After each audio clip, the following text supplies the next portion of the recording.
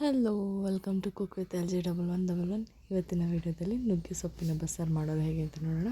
First ಒಂದು ಕುಕ್ಕರ್ಗೆ ಸ್ವಲ್ಪ ತೊಗರಿಬೇಳೆ, ಅವರೆಬೇಳೆ ಮತ್ತು ಹೆಸರುಕಾಳನ್ನ ಹಾಕಿ ಒಂದು 3 ಸಲ ವಾಶ್ ಮಾಡ್ಕೊತಾ ಇದ್ದೀನಿ. ಅದಕ್ಕೆ ಸ್ವಲ್ಪ ನೀರನ್ನ ಆ್ಯಡ್ ಮಾಡಿ, ನುಗ್ಗೆ ಸೊಪ್ಪು ಆ್ಯಡ್ ಮಾಡಿ, ಉಪ್ಪನ್ನು ಕೂಡ ಹಾಕ್ಕೊಂಡು ಒಂದೆರಡು ವಿಷಲ್ ಕೂಗಿಸ್ಕೊತೀನಿ. ಇದು ಕೂಗುವಷ್ಟರಲ್ಲಿ ನಾವು ಜಾರಿಗೆ ಬಸ್ಸಾರ್ದು ಖಾರ ಮಸಾಲೆ ಹಾಕ್ಕೊಳ್ಳೋದು ನೋಡ್ಕೊಳ್ಳೋಣ. ಒಂದು ಜಾರ್ ತೊಗೊಂಡು ಅದಕ್ಕೆ ಸ್ವಲ್ಪ ಕರಿಬೇವು ಸೊಪ್ಪು, ಒಂದು ನಿಂಬೆಹಣ್ಣು ಗಾತ್ರದಷ್ಟು ಹುಣಸೆಹಣ್ಣು,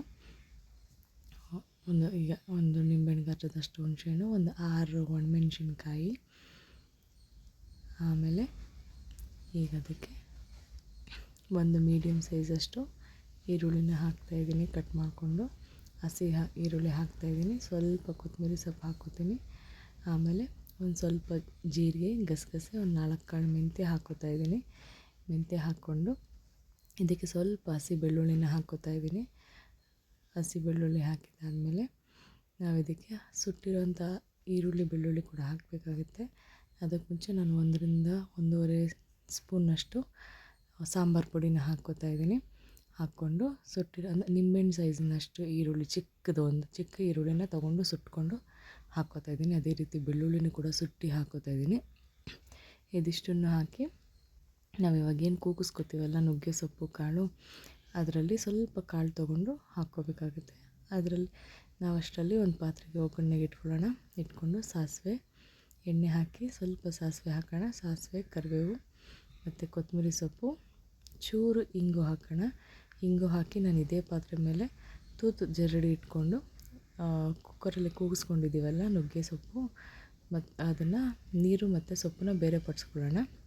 ನೋಡಿ, ನಾನೀಗ ಇದೇ ಪಾತ್ರೆ ಮೇಲೆ ತೂತು ಬಟ್ಟಲು ಇಟ್ಕೊಂಡು ನೀರು ಮತ್ತು ಸೊಪ್ಪನ್ನು ಬೇರೆ ಮಾಡ್ಕೊತಾ ಇದ್ದೀನಿ. ಈಗ ಇದರಲ್ಲಿ ಬೆಂದಿರೋಂಥ ಕಾಳನ್ನ ಜಾರಿಗೆ ಹಾಕ್ಕೊಂಡು ರುಬ್ಕೊಳ್ಳೋಣ. ಜಾರಿಗೆ ಹಾಕ್ಕೊಂಡು ರುಬ್ಕೊಂಡು ಅದರ ಮಸಾಲಾನ ಈ ನೀರಿಗೆ ಹಾಕಿ ಕುದಿಸ್ಕೊಂಡ್ರೆ ಸಾರು ರೆಡಿಯಾಗಿ ಹೋಗುತ್ತೆ.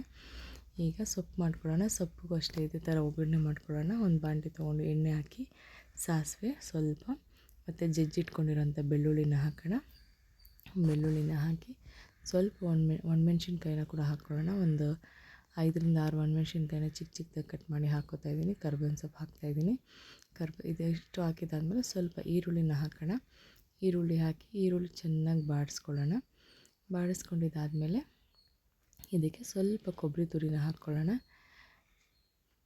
ಇದುವರೆಗೂ ನೀವು ನನ್ನ ಚಾನಲ್ನ ಫಸ್ಟ್ ಟೈಮ್ ನೋಡ್ತಾ ಇದ್ದೀರಾ ಅನ್ನೋದಾದರೆ ದಯವಿಟ್ಟು ನನ್ನ ಚಾನಲ್ನ ಸಬ್ಸ್ಕ್ರೈಬ್ ಮಾಡ್ಕೊಳ್ಳಿ. ನನ್ನ ವೀಡಿಯೋಸ್ ಇಷ್ಟ ಆದರೆ ಲೈಕ್ ಆ್ಯಂಡ್ ಶೇರ್ ಮಾಡಿ. ನೋಡಿ, ಈರುಳ್ಳಿ ಬಾಡಿದೆ. ನಾನೀಗ ಇದಕ್ಕೆ ಒಂದು 2 ಟೇಬಲ್ ಸ್ಪೂನ್ ಆಗೋಷ್ಟು ಕೊಬ್ಬರಿ ತುರಿನ ಹಾಕ್ಕೋತಾ ಇದ್ದೀನಿ. ಕೊಬ್ಬರಿ ತುರಿ ಇದು ಆಪ್ಷನಲ್ಲು. ನೀವು ಬೇಕಂದರೆ ಈ ಕೊಬ್ಬರಿ ತುರಿ ಜಾಗದಲ್ಲಿ ಮೊಟ್ಟೆ ಕೂಡ ಹಾಕ್ಕೋಬೋದು. ಸ್ಕ್ರ್ಯಾಂಬಲ್ ಥರ ಮಾಡಿ ಹಾಕಿದ್ರೂ ತುಂಬ ಚೆನ್ನಾಗಿರುತ್ತೆ. ಈಗ ಇದನ್ನು ಬಾಡಿಸ್ಕೊಂಡು ಸ್ವಲ್ಪ ಕೊತ್ತಂಬರಿ ಸೊಪ್ಪು ಹಾಕ್ತಾಯಿದ್ದೀನಿ. ಹಾಗೆ ಇದು ಬಾಡಿದಾದಮೇಲೆ ಬೇಯಿಸಿಟ್ಕೊಂಡಿರ್ತೀವಲ್ಲ, ಅದನ್ನು ನೀರು ಸಪ್ರೇಟ್ ಮಾಡಿಟ್ಕೊಂಡಿರೋಂಥ ಸೊಪ್ಪನ್ನು ಚೆನ್ನಾಗಿ ಹಿಂಡಿ ಅದನ್ನು ಇದಕ್ಕೆ ಹಾಕಿ ಮಿಕ್ಸ್ ಮಾಡಿಕೊಂಡ್ರೆ ನುಗ್ಗೆ ಸೊಪ್ಪಿನ ಪಲ್ಯ ರೆಡಿಯಾಗುತ್ತೆ. ತುಂಬ ಹೆಲ್ದಿಯಾಗಿರೋಂಥ ಡಿಶ್ ಇದು. ಒಂದು ಸಲ ಮಾಡಿ ಟ್ರೈ ಮಾಡಿ, ಅಂಥವ್ರು ಇದ್ದರೂ ಇದನ್ನು ತಿಂತಾರೆ. ಅಷ್ಟು ಚೆನ್ನಾಗಿರುತ್ತೆ ಟೇಸ್ಟು. ಹಾಗೆ ನನ್ನ ಚಾನಲ್ನ ಸಬ್ಸ್ಕ್ರೈಬ್ ಮಾಡಿ. Thank you.